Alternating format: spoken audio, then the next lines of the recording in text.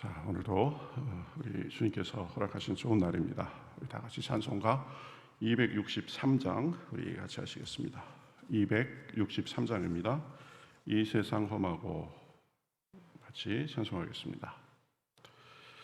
이 세상 험하고 나 비록 약하나 늘 기도 힘쓰면 큰 권능 얻겠네. 주의 은혜로 대속받아서 피와 같이 붉은 죄는 가지겠네.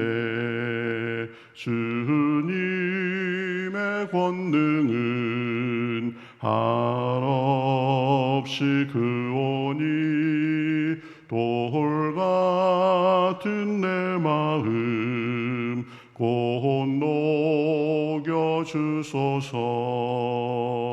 주의 은혜로 대속받아서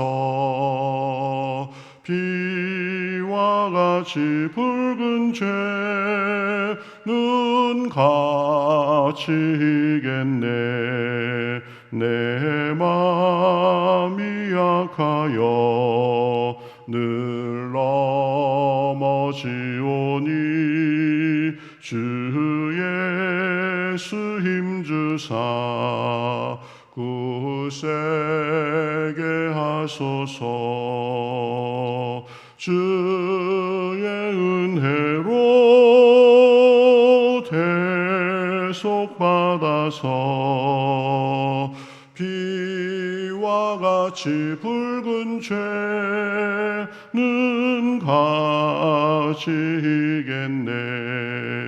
죄사함 받은 후 새 사람 되어서 주 앞에 서는 날 늘 찬송하겠네. 주의 은혜로 대속받아서 피와 같이 붉은 죄는 가지겠네. 아멘.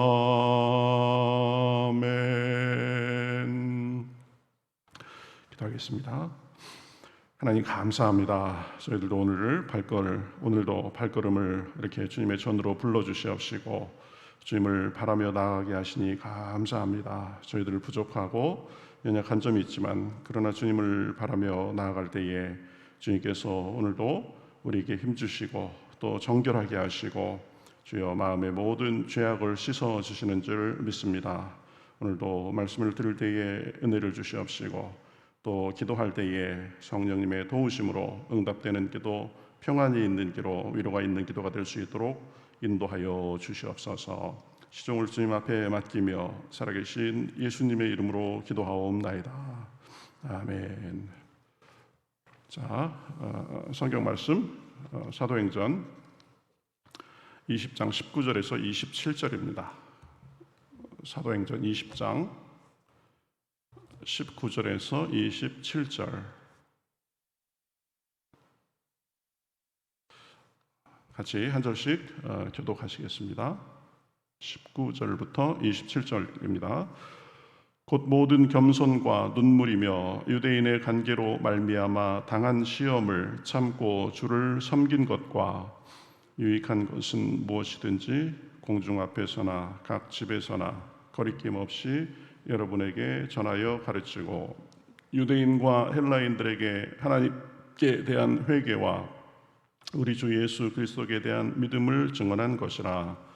보라, 이제 나는 성령에 매여 예루살렘으로 가는데 거기서 무슨 일을 당하는지 알지 못하노라. 오직 성령이 각 성에서 내게 증언하여 결박과 환난이 나를 기다린다 하시나 내가 달려갈 길과 주 예수께 받은 사명 곧 하나님의 은혜의 복음을 증언하는 일을 마치려 하면은 나의 생명조차 조금도 귀한 것으로 여기지 아니하노라. 보라, 내가 여러분 중에 왕래하여 하나님의 나라를 전파하였으나 이제는 여러분이 다 내 얼굴을 다시 못할 줄 아노라. 그러므로 오늘 여러분에 대해 증언하거니와 모든 사람의 피에 대하여 내가 깨끗하니 이는 내가 꺼리지 않고 하나님의 뜻을 다 여러분에게 전하였음이라. 아멘. 자, 우리가 어제는 이제 바울이 그 밀레도에서 그 에베소에 사람을 보내서 장로들을 청해 가지고 지금 마지막 교제하고 또 고별 설교를 시작하는 그 장면을 봤었죠. 그래서 바울의 그 고별 설교를 통해서 그 바울의 인간적인 면모, 그다음에 바울의 특별히 태도를 우리가 볼 수 있다고 했는데, 그래서 바울은 겸손하게 섬기는 그런 사역자였었다. 그다음에 눈물의 사람이었다. 사람들의 상황에 대해서 안타까워하면서 울며 이렇게 공감하며 복음을 전하는 사람이었다라고 했고, 또 하나는 인내의 사람이었다라고 했습니다. 그래서 바울의 겸손, 눈물, 인내, 어제는 그런 것을 살펴봤었고, 오늘은 그 바울의 태도 두 번째 시간으로 이 바울의 그 쭉 이어지는 이 말을 보면 바울의 태도를 계속 볼 수 있는데요. 뭐 네 번째가 되겠고 오늘은 첫 번째가 되겠는데, 바울은 자신의 사역이 주님을 섬기는 것이다 라는 그 자세를 유지했습니다. 19절에 보면 곧 모든 겸손과 눈물이며 유대인의 간계로 말미암아 당한 시험을 참고 주를 섬긴 것과 그랬습니다. 그러니까 바울은 보면 자신의 그 삶과 사역이 궁극적으로 누구에게 대한 것인가라는 것을 명확히 그렇게 생각하고 있었죠. 이 도시 저 도시 다니면서 복음을 전하고 또 사람들을 만나서 복음을 변론하고 또 설교하고 그랬는데, 그러한 그 자신의 삶과 사역이 결국은 주님을 섬기는 행위다. 내 모든 삶이 주님께 대한 것이다 라는 것을 명확하게 알았던 사람입니다. 이 참 우리가 가져야 될 바람직한 태도가 되는 것입니다. 우리가 하는 일 하나하나가 또 그것이 사람을 대하는 일이든 또 일을 대하든 그것은 궁극적으로 우리 이 사람에게 하는 것이 아니고 하나님께 하는 것이다 라는 점을 우리가 명확히 알 필요가 있습니다. 그죠? 뭐 내 사적인 삶의 영역이 따로 있고 또 교회에 오면 교회의 영역이 따로 있고 하나님 앞에 하는 일이 따로 있고 또 하나님하고는 관계없는 일이 있고 이런 것이 아니다라는 거죠. 나의 삶의 모든 부분은 결국은 하나님과 연결된 것이다. 하나님께 하는 것이다 라는 이 의식을 가지고 살아야, 그래야 하나님 앞에 온전히 그것이 삶의 태도가 되고 온전한 모습이 되는 것입니다. 여러분, 요셉 같은 경우에 이러한 생각이 늘 있었던 사람이죠. 보디발의 아내가 유혹하니까 그 유혹을 뿌리치면서 뭐라고 했습니까? 이것을 꼭 기억해야 됩니다. 내가 어찌 이 큰 악을 행하여 하나님께 죄를 지으리까? 자기와 보디발의 아내 사이에 은밀한 일이 아니라 그것이 어떻게 자기가 어떻게 하느냐에 따라서 하나님 앞에 죄가 된다라는 것을 정확히 알고, 그래서 하나님께 죄를 짓지 않기 위해서 그 보디발의 아내의 유혹을 피한 것이죠. 신약에 보면 누가복음에 탕자의 비유가 나오죠. 탕자가 이제 가진 것을 다 탕진하고 이제 아버지께로 돌아가기로 작정하면서 뭐라고 다짐합니까? 보면 이렇게 말합니다. 내가 하늘과 아버지께 죄를 지었사오니. 아버지한테 죄 지은 거는 명확하죠. 그런데 그게 어떻게 하나님께 죄를 지은 것이 되나요? 우리의 모든 일거수일투족이 결국은 하나님께 대한 것이다 라는 거죠. 이것을 우리가 알아야 되는 것입니다. 그러니까 함부로 말할 수 없고 함부로 행동할 수 없고 늘 나의 언행을 하나님께서 보고 계신다. 이것은 궁극적으로 하나님께 대한 것이다 라는 것을 우리가 알 필요가 있는 것입니다. 예수님께서도 말씀하셨죠. 이 작은 자들에게 한 것이 내게 한 것이고 이게 이 작은 자들에게 하지 않은 것이 내게 하지 않은 것이다. 그렇죠? 하찮은 사람에게 냉수 한 그릇 대접한 것도 그것이 결국은 누구한테 한 거라는 거예요? 예수님께 한 것이다. 가난한 사람, 감옥에 갇힌 사람, 억울한 일을 당한 사람을 돌보지 않은 것이 결국은 예수님께 하지 않은 것이다 라고 말씀하셨죠. 그러니까 우리의 모든 것은 하나님께 대한 것이다. 그래서 골로새서 3장 23절에 보면 이렇게 말씀합니다. 무슨 일을 하든지 마음을 다하여 주께 하듯 하고 사람에게 하듯 하지 말라. 무슨 일이나 난 이거 이 사람하고 개인적인 관계인데 이렇게 생각하지 말라라는 거죠. 그렇죠? 가장 하찮은 사람, 가장 하찮은 일을 하면서도 하나님께 하듯 해야 된다. 지금 우리의 언행, 우리의 봉사는 궁극적으로 하나님께 하는 것입니다. 그렇죠? 교회에서의 봉사도 마찬가지입니다. 그러니까 사람 보지 말고 환경 탓하지 말고 상황 탓하지 말고 내 모든 일을 하나님께 하듯이 최선을 다하는 마음이 있어야 되는 것입니다. 나중에 우리가 하나님 앞에 가면 바로 그러한 관점에서 결산할 것입니다. 아이고, 내가 이럴 줄 알았으면 그때 조금 잘할 걸, 이렇게 생각하고 그러면 이미 늦는 거죠. 그렇죠?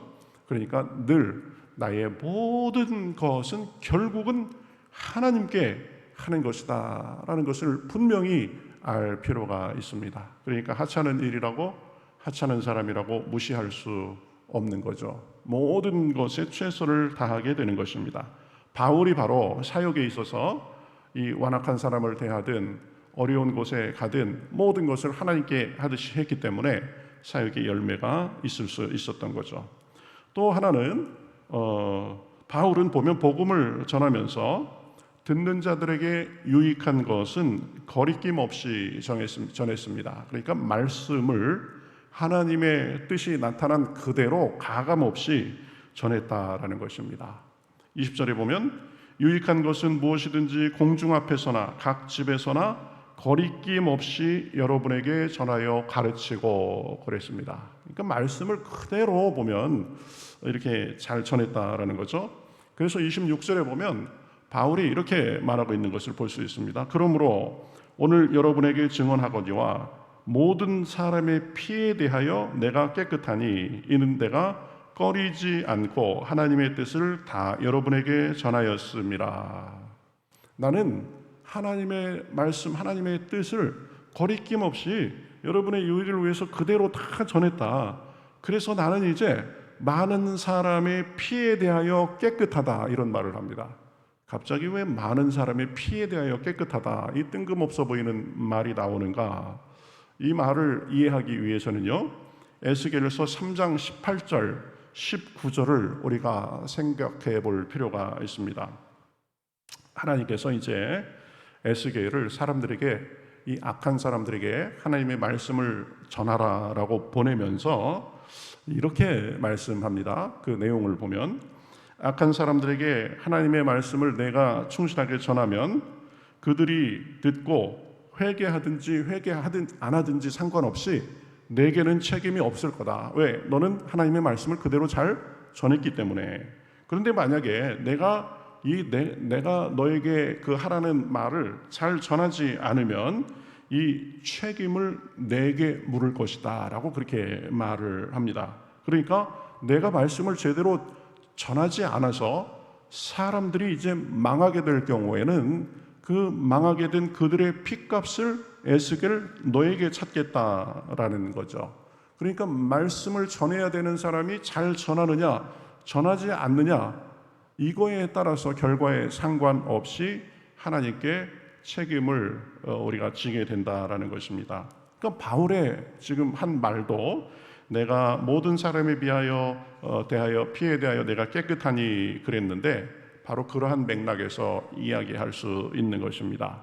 그러니까 우리가 복음을 제대로 전해야 되는 이유가 바로 여기 있는 것입니다. 제대로 전하지 않으면 하나님께서 우리에게 책임을 물을 것이다 라고 말씀하는 것입니다. 그래서 바울도 다른 곳에서 보면 뭐라고 그랬어요? 내가 복음을 전하지 않으면 내게 화가 있으리라. 그렇죠? 그래서 하나님의 말씀을 가감없이 그대로 전하는 것은 보면은 우리 믿는 사람들의 태도고, 특히 말씀 전하는 사람이 중요하게 생각해야 될 그런 내용입니다. 그래서 우리가 복음을 제대로 전할 뿐 아니라 이 설교하는 사람, 말씀을 가르치는 사람을 위해서도 늘 기도해야 됩니다. 저는 이제 말씀을 전하는 설교자죠. 이 설교 준비하면서 보면 이 말씀을 내가 가감없이 그대로 전하면 혹시 사람들이 좀 부담스러워하지 않을까, 오히려 이 마음의 짐으로 생각하고 힘들어하지 않을까, 이런 생각을 하게 됩니다. 그런 마음이 있습니다. 그런데 그 생각이 더 많아가지고 보면 말씀을 제대로 전하지 않으면 그러면 말씀 전해야 될 그 책임을 제대로 하지 않는 것이고, 그런 말씀을 듣는 사람들도 결국은 손해보게 되는 것입니다. 그러니까 이 설교자를 위해서 늘 기도할 때는 보면 말씀의 진리를 가감없이 담대하게 전할 수 있도록 해달라고 그렇게 하나님 앞에 기도해야 되는 거죠. 바울도 보면 그러한 그 기도 부탁을 하는 것을 볼 수 있습니다. 에베소서 6장 19절에 보면은요, 이렇게 말합니다. 또 나를 위해 구할 것은 내게 말씀을 주사 나로 입을 열어 복음의 비밀을 담대히 알리게 하옵소서. 그렇죠? 여기서 이 눈치 보고 저 사람 눈치 보고 이 사람 눈치 보고 그래가면서 복음을 잡고 하나님의 말씀을 잡고 변형시키면 안 된다, 축소시키면 안 된다. 그렇죠? 하나님의 말씀에 복음의 비밀을 있는 그대로 담대히 전하게 하옵소서. 이것이 말씀 전하는 자의 태도이고 복음 전하는 사람들의 태도가 되는 것입니다. 바울이 그랬다라는 거예요. 당신들이 듣든 듣지 않든 그것보다 더 중요한 것은 하나님의 말씀을 그대로 전하는 것이다. 자, 바울은 보면 모든 것이 하나님을 섬기는 일이다라고 생각을 했고, 두 번째는 복음을 아주 기꺼이 가감 없이 거리낌 없이 전했다라고 했습니다. 마지막 세 번째로는 바울은 복음을 위해서는 자기의 생명조차도 귀한 것으로 여기지 않았다라고 말을 합니다. 23절에 보면 이 성령께서 바울에게 가르쳐 주시는데 뭐라고 가르쳐 주시느냐면, 내가 지금 예루살렘으로 가고 있는데 예루살렘으로 가면 결박과 환란이 바울을 기다리고 있다. 여러 차례 가르쳐 주신 것 같아요. 그러니까 뭐예요? 내 앞길에 이 많은 환란이 있을 것이다. 예루살렘으로 가면 내가 결국 붙잡힐 것이다. 그러면 사람의 마음이 어떻겠어요? 아유, 나 거기 가기 싫습니다. 이렇게 될 텐데 바울은 보면 거기에 대해서 전혀 개의치 않습니다. 그래가면서 24절에 보면 뭐라고 말하느냐면, 내가 달려갈 길과 주 예수께 받은 사명 곧 하나님의 은혜의 복음을 증언하는 일을 마치려 하면은 나의 생명조차 조금도 귀한 것으로 여기지 아니하노라. 이렇게 말합니다. 내가 지금 거기 가면 잡힐 게 뻔하다. 그런데도 나 그거 상관없습니다. 제가 복음을 전하는 일이라면 그곳에라도 가겠습니다. 나는 거기에 갈 것이다. 이렇게 말을 하는 거죠. 참 바울은 참 대단한 사람입니다. 그런데 여러분, 바울은 나면서부터 잡히고 매맞고 목숨에 위협을 당하고 그런 게 전혀 아무렇지도 않은 사람이냐? 그건 아닙니다. 보면 바울도 똑같이 두려움도 있고 그랬습니다. 고린도후서 1장 8절에서 9절까지 보면은요, 이렇게 말합니다. 형제들아, 우리가 아시아에서 당한 환난을 너희가 모르기를 원하지 아니하노니 힘에 겹도록 심한 고난을 당하여 살 소망까지 끊어지고, 이거 살 소망까지 끊어질 정도로 그렇게 어려움을 당했다라는 거죠. 그래서 어떻게 되냐? 9절에 보면 우리는 우리 자신이 사형 선고를 받은 줄 알았다. 이렇게 말합니다. 살 소망도 끊어지고, 이거 완전히 다 죽었구나. 사형 선고 받았구나. 이런 정도의 심정까지 들었었다라는 거죠. 바울도 보통 사람하고 똑같이 두려움도 있고 뭐 불평할 일도 겪고 또 고생스러운 것도 많이 있었지만 사명 감당을 위해서는 자기의 생명조차 귀한 것으로 여기지 않겠다, 그렇게 결단하고 살았던 사람인 거죠. 우리도 이런 자세가 필요합니다. 하나님을 섬기고 또 하나님의 일을 하다가 그저 조금 힘들고 어렵고 또 마음이 언짢은 일이 생기고 뭐 기분 나쁜 일이 있고 막 그런 것들 때문에 하나님께서 우리에게 주신 사명을 소홀히 한다면 결국은 하나님 앞에 자신이 불충한 사람이 되는 것입니다. 결국은 자기만 손해보는 사람이 되는 것입니다. 그래서 내가 내 사명을 감당함에 있어서는 그것이 가장 우선이다.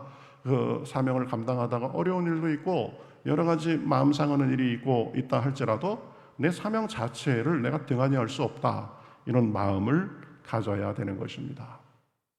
오늘은 바울의 태도 두 번째 시간으로 우리가 생각해 보았습니다. 어제는 바울은 겸손한 사람, 눈물의 사람, 그리고 인내의 사람이었다라는 걸 살펴보았는데요. 오늘 우리가 바울의 또 다른 면모를 많이 보았습니다. 바울은 모든 일이 결국 주님을 섬기는 일이다라는 그것을 잊지 않았습니다. 그리고 복음을 가감없이 전하고 또 사명을 위해서는 자기의 생명, 자기가 상하는 일, 그런 것들을 조금도 중한 것으로 여기지 않았습니다. 이렇게 말씀을 준비하면서 생각해 보니까 아마 천국에서 상이 가장 큰 사람이 누구일까? 저는 바울이라고 생각합니다. 뭐 예수님은 하나님이시니까 사람 중에서 제일 상이 많은 사람이 누구일까? 바울이 아닐까 생각이 됐습니다. 여러분, 우리도 한 세상 사는데 바울의 이러한 점을 잘 닮아서 하나님 앞에 합당하게 살 수 있는 저와 여러분이 되시기를 주님의 이름으로 축복합니다. 겸손하고, 그렇죠? 늘 하나님을 섬기는 자세로서 말씀에 충실하게, 상황에 상관없이 내 사명을 충실하게 할 때 우리도 이 바울과 같은 그러한 그 하나님의 복과 은혜의 상급을 받을 수 있음을 믿습니다. 우리 다 같이 찬송하겠습니다. 330장입니다. 찬송가 330장 어두운 밤 시대리니 같이 찬송하겠습니다.